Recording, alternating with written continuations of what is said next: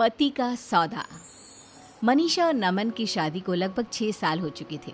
दोनों का एक छोटा सा बेटा भी था। वैसे तो मनीषा और नमन की लाइफ में सब कुछ बहुत अच्छा था, लेकिन बस एक ही प्रॉब्लम थी, और वो ये थी कि मनीषा के सपने काफ़ी बड़े बड़े थे, लेकिन नमन की सैलरी उसके सपनों से थोड़ी सी कमज़ोर थी। और इसी वजह से मनीषा बार बार अपने हस्बैंड नमन से महंगी चीज़ों की फरमाइश करती रहती, और नमन अक्सर फरमाइशों को पूरा नहीं कर पाता था। दोनों मियाँ बीवी के बीच इस बात को लेकर नोक झोंक होती रहती थी, लेकिन दोनों में प्यार भी था, ठीक वैसा ही जैसे नॉर्मल हस्बैंड और वाइफ के बीच होता है। ऐसी ही एक सुबह की बात है। आज आप ऑफिस से जल्दी आ जाना नमन, चिंटू कब से मॉल जाने की जिद कर रहा है। तुम चिंता मत करो, आज शाम को हम चिंटू को लेकर मॉल जरूर जाएंगे, ये मेरा वादा है। अच्छा सुनो, चिंटू को ना वो मॉल वाली टॉय शॉप से खिलौना भी खरीदना है, वो भी तुम्हें दिलवाना पड़ेगा। अरे मनीषा, ठीक वैसे के वैसे खिलौने मॉल के बाहर की दुकान पर भी मिल जाते हैं, वहाँ से खरीद लेंगे ना। मॉल की दुकानों पर टॉयज बहुत महंगे होते हैं। कर दी ना फिर वही मिडिल क्लास वाली बात, मेरा बेटा मॉल से ही खिलौना खरीदेगा। अरे लेकिन मनीषा, क्या फर्क पड़ता है, खिलौना चाहिए ना, कहीं से भी खरीदो। उसके साथ पढ़ने वाले उसके दोस्त ने कल ही उस मॉल की शोरूम से एक बहुत सुंदर खिलौना खरीदा है। मेरे बेटे को चिढ़ा रहा था, अब देखना मैं भी चिंटू को वहीं से खिलौना लेकर दूंगी। अच्छा ठीक है, शाम को देखते हैं, अभी मैं जाता हूँ, देर हो रही है। शाम के वक्त मनीषा और चिंटू मॉल जाने के लिए तैयार हो जाते हैं, और नमन भी ऑफिस से आ जाता है। पापा अब मुझे मॉल लेकर चलेंगे ना? हाँ बेटा, बिल्कुल। और ये देखो, पापा तुम्हारे लिए खिलौना एडवांस में ही लेकर आ गए हैं। अरे मैंने आपको कहा था ना चिंटू को खिलौना मॉल वाली दुकान से चाहिए, आप क्यों लेकर आए? मम्मी, मुझे तो बस ये कार वाला खिलौना चाहिए था, कहीं से भी लेकर आए उससे क्या फर्क पड़ता है। देखा मनीषा, तुमसे ज्यादा समझदार तो तुम्हारा बेटा है, तुम भी ना। तुम दोनों बाप बेटी हमेशा मिडिल क्लास ही सोचना। अच्छा चलो, आप ज्यादा बातें मत करो। घर से बाहर आने के बाद, ये क्या नमन, तुमने मॉल जाने के लिए ऑटो बुलाया है? अरे तो और क्या करता मनीषा। अरे नमन, कम से कम एसी कैब तो बुलानी चाहिए थी। अब हम इस खटारा से ऑटो में बैठकर मॉल जाएंगे क्या? तभी पड़ोस वाले घर के बाहर आकर एक कैब रुकती है, और मनीषा की पड़ोसन नलिनी घर से बाहर निकलती है। क्या हुआ मनीषा, कहीं घूमने जा रही हो क्या? हाँ, वो क्या है ना, शॉपिंग करने के लिए मॉल जाना था। तुम तो जानती हो मैं छोटी मोटी दुकानों से शॉपिंग नहीं करती इसलिए बस आज मॉल जाने का प्लान बनाया था। अरे मॉल से शॉपिंग करने जाती हो? लगता तो नहीं। अगर मॉल से ही शॉपिंग करने जाती हो तो ऑटो में बैठकर क्यों जा रही हो? कैब क्यों नहीं बुक करवाई? देख तो सही कितनी गर्मी है बाहर। उफ। इतना कहकर नलिनी वहां से चली जाती है। नलिनी के जाने के बाद, नमन, आप ना हमेशा मिडिल क्लास की मिडिल क्लास ही रहना। यहाँ मेरी पड़ोसन मेरी बेइज्जती करके चली गई। अब चलो ऑटो में बैठकर मॉल जाएंगे। अरे मनीषा, कब तक इस तरह दूसरों से अपनी तुलना करती रहोगी? तुम जानती हो ना मेरी तनख्वाह ज्यादा नहीं है। कुछ दिनों बाद, नमन मेरी बात सुनो, वो नलिनी का बेटा है ना, वो बड़े स्कूल में पढ़ता है। उसकी जो स्कूल बस आती है ना, उसमें तो एयर कंडीशन लगा हुआ है।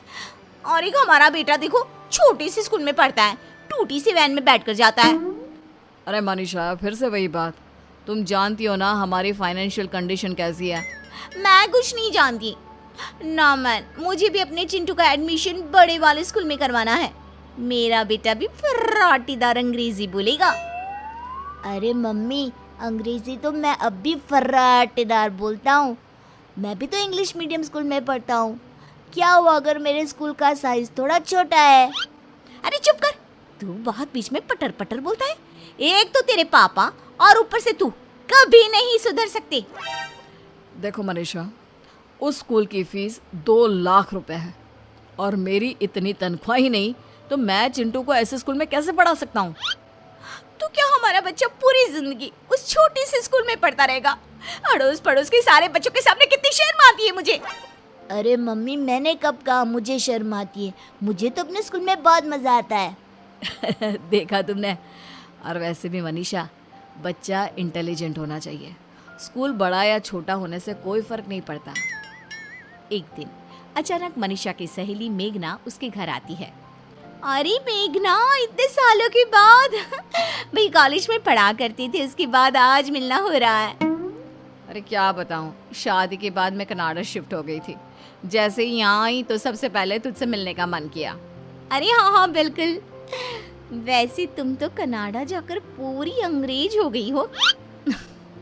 अरे यार वो क्या है ना, इतना पैसे वाला ससुराल मिला है, सब कुछ है, प्रॉपर्टी, बड़ी बड़ी गाड़ियाँ, खूब सारे बंगले। अरे वाह, तुम्हारी तो किस्मत ही बदल गई यार।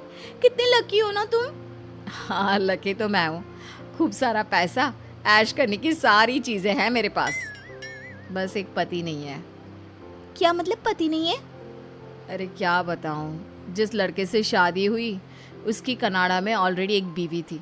उसने मुझसे शादी करने के बाद कहा, चाहो तो ये सारा धन दौलत तुम ले लो, लेकिन बस चुपचाप मुझसे दूर रहो। काफ़ी दिन तक तो मैं वहाँ रही, लेकिन फिर परेशान होकर यहाँ इंडिया आ गई। और तुम बताओ, तुम्हारे हस्बैंड कैसे हैं? एक मिनट, मैं तुम्हें अपने पति से मिलवाती हूँ। नमन, जरा इधर तो आइए। ये देखिए मेरी सहेली मेघना, कनाडा से आई है। नमस्ते नमस्ते मेघना जी, कैसी हैं आप? मैं बिल्कुल ठीक हूँ। मनीषा, तुम्हारी फ्रेंड आई है, उसके लिए कुछ खाने पीने की चीज़ लानी है तो मुझे बता दो, मैं बाजार से लेकर आता हूँ।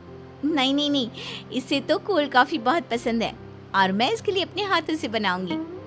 कैसी बात करती हो मनीषा, तुम्हारी सहेली आई है, तुम बैठकर बातें करो, कोल्ड कॉफ़ी मैं बना कर लाता हूँ। नमन के किचन में जाने के बाद, तुम्हारा पति तुमसे बहुत प्यार करता है। हाँ हाँ वो तो है, हमारा एक छोटा सा प्यारा सा बेटा भी है, चिंटू। तुम कितनी लकी हो ना, तुम्हें इतना प्यार करने वाला हस्बैंड मिला है। एक मुझे देखो। अरे इसमें लकी होने वाली क्या बात है, हस्बैंड तो प्यार करता है लेकिन कुछ भी नहीं है उसके पास।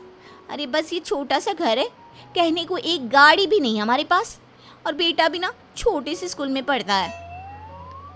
वैसे तुम्हारे इस प्रॉब्लम का एक सोल्यूशन है मेरे पास। तुम कल मुझे अपने घर के पास वाले कॉफ़ी शॉप में आकर मिलो ना। और फिर अगले दिन कॉफ़ी शॉप में। बताओ तुमने मुझे यहाँ क्यों बुलाया? और इतनी बड़ी कॉफ़ी शॉप, बहुत महंगी होगी ना? अरे तुम इस बात की चिंता क्यों करती हो, आज से तुम्हें इस बारे में सोचने की बिल्कुल भी ज़रूरत नहीं है। अरे लेकिन ये तो बताओ तुम चाहती क्या हो? तुम्हारा पति। हाँ मतलब पागल हो गई हो क्या? कैसी बात कर रही हो? अरे मनीषा देखो, शांति से सोचो। तुम मुझे अपना पति दे दो और बदले में ये मेरी बड़ी सी लग्जरी गाड़ी, मेरा बड़ा सा बंगला, मेरा सारा पैसा, प्रॉपर्टी सब तुम्हारा। देखो मेरे पास ना इन सब चीज़ों की कमी नहीं है, कमी है तो बस एक प्यार करने वाले पति की। क्या तुम सही कह रही हो? मतलब अगर मैं नमन को तुम्हारे साथ शेयर कर लूँ तो सब कुछ तुम्हारा जो भी है वो मेरा हो जाएगा। मेरा बेटा बड़े वाले स्कूल में पढ़ेगा और मैं मॉल से शॉपिंग कर सकूंगी। अरे मजाक थोड़ी ना कर रही हूँ, गाड़ी, ड्राइवर, महंगे कपड़े, ज्वेलरी, सब कुछ तुम्हारा। बस बदले में मुझे तुम्हारा नमन दे दो यार। लगता है भगवान ने मेरी सुन ली, भले ही देर से सुनी लेकिन सुनी तो सही। अच्छा प्रॉब्लम ये है कि मैं अपने पति को इस चीज़ के लिए राज़ी कैसे करूँगी? देखो वो तुम्हारा प्रॉब्लम है, अब जल्दी से मेरी डील फाइनल कर दो और लो ये महंगी वाली कॉफ़ी पियो। और सुनो, तुम्हें बिल पे करने की भी ज़रूरत नहीं है। घर जाने के बाद, देखो नमन, तुम्हारी तनख्वाह इतनी कम है कि मेरे सपने पूरे नहीं हो सकते और इसलिए मैंने एक डिसीजन लिया है। कैसा डिसीजन? देखो नमन, उस दिन जो मेरी सहेली मेघना घर पर आई थी ना, उसके पास बहुत रुपया पैसा है लेकिन एक प्यार करने वाला पति नहीं है, और मेरे पास तुम हो लेकिन रुपया पैसा नहीं है। तो उसने मुझसे कहा कि तुम्हारे बदले वो मुझे दुनिया की सारी लग्जरी देने को तैयार है। पागल हो गई हो क्या? मेरे बदले का क्या मतलब है? मैं कोई घर में रखी हुई चीज हूँ जो तुम उठाकर उससे दे दोगी? देखो नमन, अगर तुम मुझसे और अपने बेटे से जरा सा भी प्यार करते हो ना तो बस तुम्हें इस डील के लिए तैयार होना पड़ेगा। अब से तुम्हें मेघना के साथ रहना है इस घर में, और मैं मेघना के बड़े से बंगले में जाकर रहूंगी। मेरा बेटा बड़े वाले स्कूल में पढ़ेगा, हमारे पास एसी गाड़ी होगी, ड्राइवर होगा, सब कुछ होगा। देखो मेघना, ऐसा कुछ नहीं होने वाला। मैं कहीं नहीं जा रहा। अगर तुमने ऐसा नहीं किया ना तो मैं हमेशा के लिए चिंटू को लेकर ये घर छोड़कर चली जाऊंगी। मेघना की जिद के आगे नमन परेशान हो जाता है और फिर मेघना अपना पति मनीषा को दे देती है। कुछ दिनों के बाद मम्मी मुझे पापा चाहिए, मुझे पापा के पास रहना है। सही कहते हो बेटा, तुम्हारे पापा के बिना तो मेरा भी मन नहीं लगता। कितने दिन हो गए हैं वो घर ही नहीं आए। चलो हम उनसे मिलने के लिए चलते हैं। चिंटू और मनीषा नमन से मिलने के लिए अपने पुराने घर में जाते हैं। वहां जाकर देखते हैं कि मेघना और नमन उस छोटे से घर में भी काफी खुश थे। अरे आओ मनीषा, बहुत दिनों के बाद आना हुआ। वो क्या है ना, नमन की बहुत याद आ रही थी इसलिए। पापा आप हमारे साथ रहिए ना, हम आपके साथ इस छोटे से घर में भी रहने को तैयार है। लेकिन बेटा, तुम्हारी मम्मी को तो बड़ा घर चाहिए। अगर तुम्हें मेरे साथ रहना है तो यहाँ मेघना आंटी के साथ रहना पड़ेगा, पुराने घर में। मैं यहाँ रहने के लिए तैयार हूँ। उस बड़े से घर में और बड़ी गाड़ी में मम्मी को जाने दो, मुझे नहीं जाना। अरे ये तुम क्या कह रहे हो? मैंने तुम्हारी वजह से ये डिसीजन लिया था। देखो मनीषा, ये डिसीजन तुमने मेरे बेटे की वजह से नहीं बल्कि अपने बड़े बड़े सपनों को पूरा करने के लिए लिया था। मेरी गलती का मुझे एहसास हो गया है। अब मैं आपके साथ रहना चाहती हूँ। लेकिन अब तो ऐसा नहीं हो सकता। तुमने पेपर साइन किए हैं और हमारा सौदा हुआ था। प्रॉपर्टी तुम्हारी और पति मेरा। नमन आप कुछ कहिए ना, ये मेरे साथ ऐसा नहीं कर सकती। देखो मेघना, मनीषा ने जो कुछ भी किया है तुमने कहा वैसा ही किया है। अब मेरे हाथ में कुछ भी नहीं है। तुमने सब कुछ खो दिया, अपना बेटा भी और पति भी, लेकिन मुझे इस छोटे से घर में भी सब कुछ मिल गया।